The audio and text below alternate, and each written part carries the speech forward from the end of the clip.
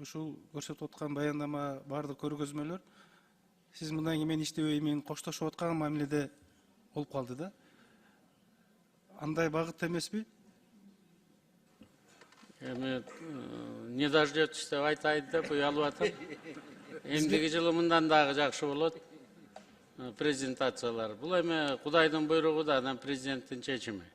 Президенттин ишеними канча күнгө чейин болсо, ошончо күнгө чейин иштейбиз. Рахмат, мен жеке сиздин оюңузду билип коеюн дедим да, бирок көрсөтүп аткан баардыгы жакшы нерсе болду, бирок сиздин баяндамаңызда, докладта мага ошондой сезилип калды да, мен ошол үчүн тактап алайын деп атамын. Сиз менен иштешкенде эле секрет элемес, Садыр Нуркожоевич айткан эң көп иштеген премьер-министр болосуз деп. Буюрса ошого жакындап баратат окшойт. Анда тактап алдык. Эми жакшы, бирок Кыргызда жакшы сөз бар. Жөжөнү күзүндө санала деп айтабыз.